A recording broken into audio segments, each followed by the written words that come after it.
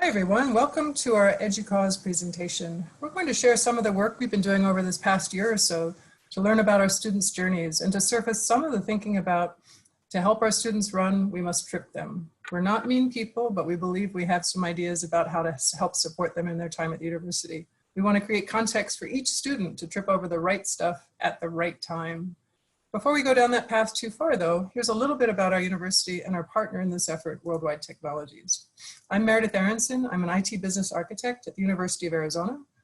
University of Arizona is a land-grant university here in our state, established around 1895. We have over 40,000 FTE students, 2 medical schools, and we're a Research One university with over $687 million of annual research expenditures. I'm Janet McIllece. I am a senior practice advisor in our state and local education team within Worldwide Technology. Worldwide is almost $12 billion in revenue. We're privately held, and we are a technology solution provider helping our clients and industries and organizations across the world with infrastructure, digital and application services, and analytics support, amongst many other areas of technology. We are many years running on Fortune's Best Companies to Work and Great Places to Work list. I'm excited to be involved in this. Thanks, Janet. So if we need to trip our students to help them run, why should we care? For the University of Arizona, a key university goal, like many others of you on this conference, is student success. We call our students Wildcats, and so our goal is ultimately Wildcat success. Generally, we measure this in terms of retention and graduation rates as outcomes. But our work over this past 2 years is pointing us towards how we can best support students when they arrive and throughout their time with us, both for life and academic goals. At the University of Arizona, the demographic of our students demands a more nuanced approach to how we support them from a range of contexts. Students who come from generational experience or may not have generational experience in participating at a university. Students with socioeconomic need that put stress on their ability and time to focus to be here. Students with unique needs and perspectives based on race and ethnicity. Each of these groups comes to the university with an expectation and a hope to graduate successfully, and yet navigating their time at the university is an experience that is rich with challenges. And so why are we interested in continuing strategic work with student success at colleges? If you're 17 or 18 or in your early 20s, going to college is more than just getting a degree. Getting life experience in a psychologically safe environment is still compelling and high value to students because these are stepping stones to being a successful adult. And many studies, including those done through EDUCAUSE, find that students want to learn in person and have this kind of community around them. They value the interactions with faculty, their fellow students, and the fully encompassing experience of being in a place of learning and positivity and spirit. It's about being on your own for the first time and a handful of firsts around balancing how to effectively prioritize your time, watching your finances or paying your tuition bill, managing transportation, and making doctor's appointments on your own, and maybe even getting tested for COVID, which is a first for all of us. So in all this, students are actually willing to incur COVID risk to continue pursuing traditional college experiences.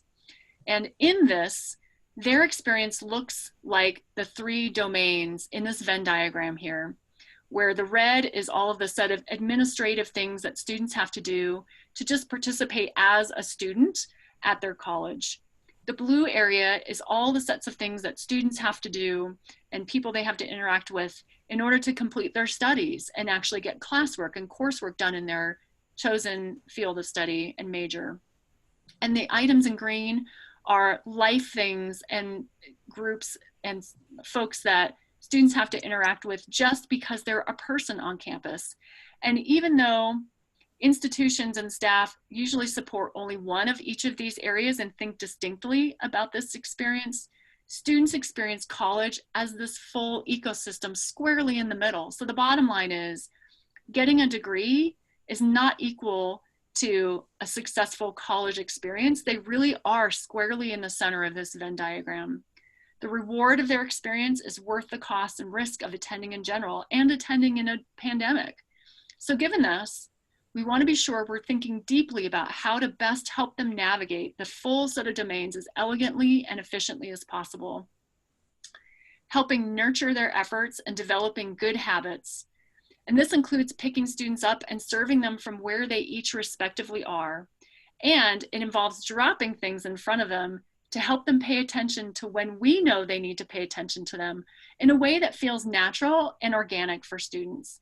The timing happens to be exactly when they need it, but only when and if they need it, and feels respectful in that they can choose how they want to take action on them. In other words, our challenge as leaders and their guides is to help them trip over things that put and keep them on a positive, healthy path.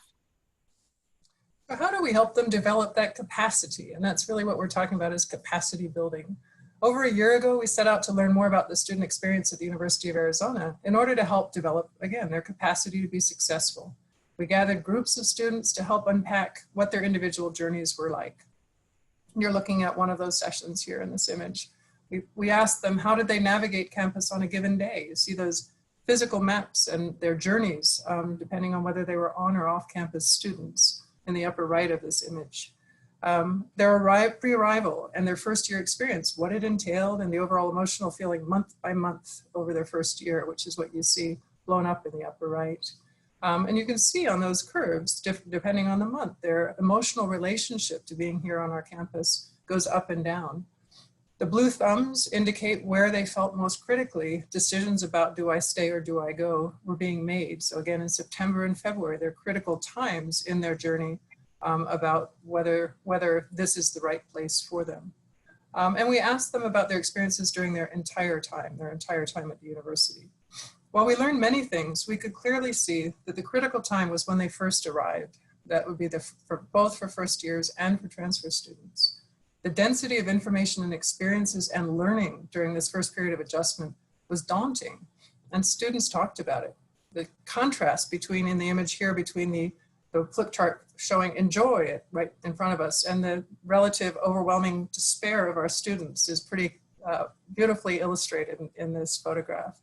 But students talked about the immediate need to learn our student information system and learning management systems just to survive in those early days. Orientation was too early and they felt overwhelmed and getting information that simply wasn't memorable. The support by the university simply didn't take into account the pace or relative timing of information and experiences, nor the need to take on such a broad range of new learning at such a quick pace about the university, our technologies, new people, the campus. These are these life, administrative, and academic spheres Janet talked about a few minutes ago. Their emotional journey, as you see in this chart, was variable, but decisions of do I stay or do I go are important, and they're important that they're framed in a place with sufficient support and information, but dependent on their overall experience navigating the space. There's a lot to learn that is well beyond the curriculum. They're learning about adulting in many cases. In these conversations, we heard and talked a lot about that emotional outcomes drive overall student success, that their first failures are expected and important, and what comes of those first failures is important, and that students need resources in their context on a pull basis, not on a push basis, which is much more consistent with our staff and approach on campus. We learned about lots of needs and the challenges with prioritization in our workshop conversations, issues around time management, finding your people in tutoring. In these workshops, again and again, we heard reinforced, there's a lot to learn that's well outside of the academic material when they first arrive, and these topics are critical to be able to get their feet under them quickly. So finding your people, things like it's hard to make friends without drinking. They need a system to align the student profile to relevant activities. Like, for example, help me find events that make sense for me, my interests. Help me find clubs that align to the kinds of things that would help me move towards an interest in a major or career, or people I'm interested in knowing. In tutoring, long conversations about some of the challenges, right? First of all, recognizing there's a need for tutoring, fitting it into their busy schedules. Figuring out that tutoring is not about a failure or a shaming of their success at the university, but rather part of a pathway to success. So we talked through many of these kinds of concerns on the part of students. You see here in this image a lot of slime post-its. Janet added that to our assemblage of how to communicate.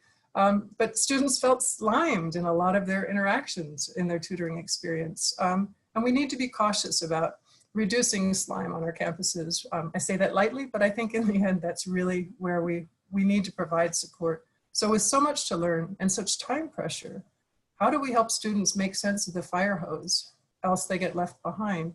And how do we begin to unpack and operationalize support for the student journey? And interestingly, within the time management and finding your people topics that Meredith talked about and how students are choosing to prioritize what they need to get done and when, a lot of these decisions are driven by the urgency and immediacy for which they need to get done. And if you remember that Venn diagram that Meredith just had on her slide with students' minds and hearts being at the center of all the things they need to navigate, we found a very powerful parallel with Maslow's hierarchy of needs that applies specifically to students. So decisions around physical needs will always take a student's attention first, as getting those to a stable place is fundamental in order to be able to then focus on studies.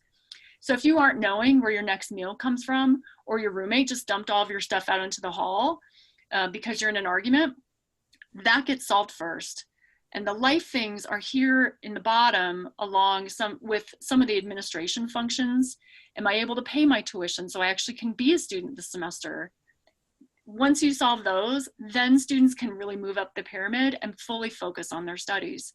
So our question is, how can we help students be successful at fulfilling these basic and fundamental physical needs so that they can focus on their studies and create good habits along the way and move their activity and focus up that hierarchy? We needed to understand the digital ecosystem that students are interacting with to get all of these things done within their pyramid, to really understand how to collect and organize and make these tools available to students in a way that helps them navigate this hierarchy and their experience at the university successfully. So we asked students and staff from across the university's departments to make a collective inventory of the digital landscape, all the websites and apps they use. They printed out real screenshots of all these websites and tools and third-party tools, up to like 120, just as their starting list. And we got them up on the wall and stood back and looked across all of these tools and the visual experience that students have to navigate and process, and the different branding and different ways to ask for help, and even just different ways to search and find these tools is so mentally demanding that it actually takes significant time for students to help themselves get all of this done. And a really telling moment during all of this was when we asked everyone to tape up their screen flows from start to finish, and every staff member started at the beginning page or opening screen of their tool. And one of the students who taped up his flow actually started with the Google search screen. That's how students start their search when they have to find something. This type of thinking changed our whole mindset around how students process and navigate this ecosystem and how they get things done. And what you see on the screen here is a collection of digitized versions of those screens. They're actual screens from mobile and tablet and desktop versions of these websites and apps across the different tasks that they need to work with, just so you get a sense of just a bite-sized portion of what we were working with. Each university group and department does its very best to provide the best tools they can, but until now there wasn't a coordinated effort across the whole ecosystem to bring a cohesiveness to help students quickly and efficiently find their way around. So this really opened our eyes. And when we cross this ecosystem of tools with the hierarchy pyramid, we can start to understand how to logically think about natural ways to organize all of these tools in a way that fits how students think. So if you remember from the pyramid, physical and functional needs here on the left take immediacy and precedence for students, and the pyramid kind of goes left to right, bottom to top. These have to be addressed right away and be easy. And often they're very transactional. CAT card building access, CAT cash refill for food and supplies. So we can make those fast and easy to do, and then remove them from the student's purview so that students can move on to the deeper belongingness and esteem impacting digital tools. And we needed to think about how some of these tools really are impacting students at the level that they are. So some of the student systems that we might naturally think about as transactional, like the D2L learning management system that students use to track their class assignments, these might also be driving elements of belongingness and esteem that we didn't think about. So during our collaboration work with students, some students mentioned that their instructors casually asked them to connect with others in the class for study groups at the beginning of the semester. And the students talked about how there's this unspoken 2-week window of time at the beginning of the semester to pick a study partner or a group in a class. And after these first few weeks, the task of trying to connect with others for help or questions feels very socially awkward and can be isolating.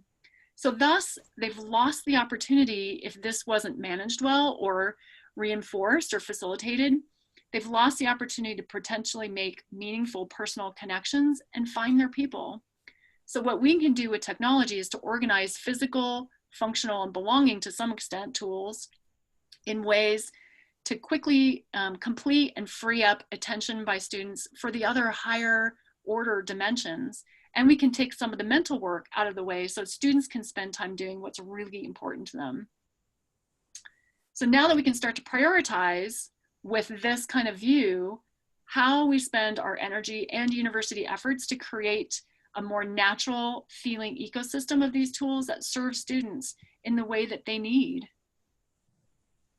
Yeah, so how do we make things easy for the students, and what are the sort of key elements we need to be focused on before we can even start building necessarily an architecture that gets us there? Observations from the workshops that Janet was referring to include things like continuity of experience. So students moving across various applications want to have a visual end user experience that makes them think they're still in the same universe, as opposed to moving in and out of different kinds of tools and different kinds of organizations. They want to be able to have a single sign-on, so they don't have to log in uniquely, depending on which site. They're here at the University of Arizona, they're logged in, they should be able to navigate cleanly. They want standardized support and help, not having to navigate to figure out how to make an appointment with a given organization and in a different way with a second, third, fourth, and fifth organization. To get resolution to issues where they don't need to begin the conversation again and again.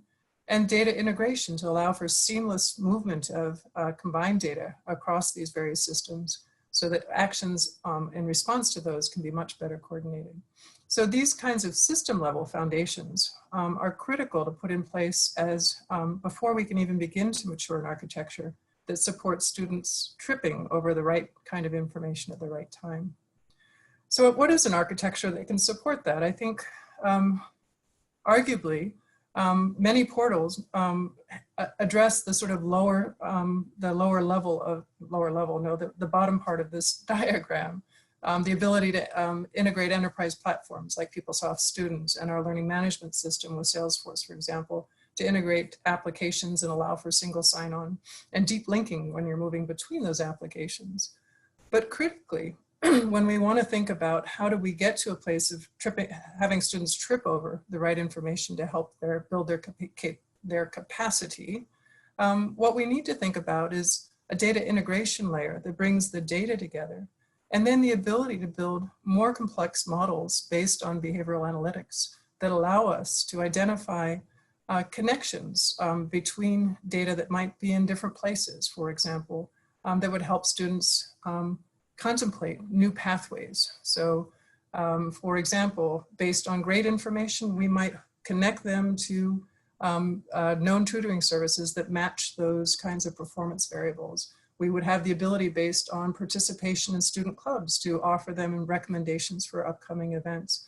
But again, beginning to build models around student success and around student sort of interoperability to put in front of people an integrated personalized student experience and in a timely, personalized way to provide the right information to help stay focused on the most critical things at the right time. So what we know today is what our students get is about 40 some systems and 100 websites on our campus, right? We had a student who was an incoming freshman last year reach out and share with us a wiki site that he had built because he was so frustrated at the number of sites that were important to him. He says here, this is a hub for the overwhelming amount of sites that the University of Arizona has. I made this due to the fact that you seem to lack any uniform hub where it gives you access to the online resources easily. So within his technology framework, right, a wiki site, what he did was build a link farm to easily navigate across the myriad of sites that Janet showed you on that wall of applications.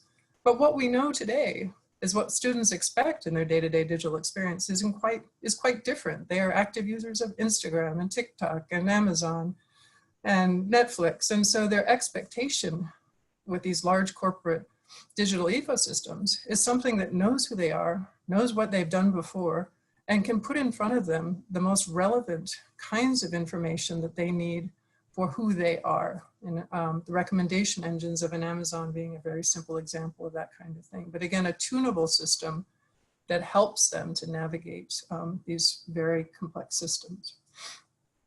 So how do we begin to take this work on? So to meet student expectations, we focused our efforts on student research and design in this integrated personalized student experience. We asked students to help us conceptualize and design a system that would address their interests and needs. These designs, as we began to work through them, reflected what was most natural to them. The mindset of their experiences underlined in the kinds of things Janet was talking about, even like a student saying, I'm not going to search in the ways you think I search. What I want in front of me, I ought to be able to customize and reorganize. I want a flexibility, and yet I want it to know who I am, right? So that the notion that the user interface would be tunable, right, and would understand who they are is, again, a high-level design expectation. So we worked forward with the students on a hub, what we call a hub, engagement hub concept. There were items here that you can see in the center that are widgets that would allow for top-level information for key items of interest, their remaining meal swipes on their meal plan, assignments that are upcoming and due this week, upcoming events of interest, for example. And it provided for notifications that required action and attention to that action when it was most critical. Each of these elements would then link into the system where the more detailed information and interactions would live. And so again, surfacing up the top layer of most significant interaction. And it allowed for additional information that could be helpful based on what we know about the student. So for example, you might be interested in the lower area. Well, if you're in the College of Science, we could surface up things that would be interesting to you relative to events within the college, for example. We continue to work with students with the notion that their innovation is going to help us drive the kind of system that's really going to maintain most relevance. And so last term, we worked with students from a program called Tech Core in our business college, working with them to mature some of the conceptual hub that you saw on the prior slide. Our interest here is to ensure that the students take on ideas that are at a high level and build them into an action. So for example, this is a widget for grades. What we found on our campus, which I'm sure is not the same on your campus, but we have faculty who don't use our primary learning management system.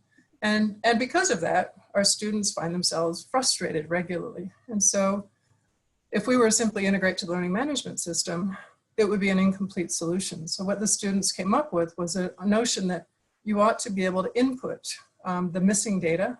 If your faculty is either missing assignments or does not in fact even participate in our learning management system, you can input your grades to be calculated, you could input the assignments.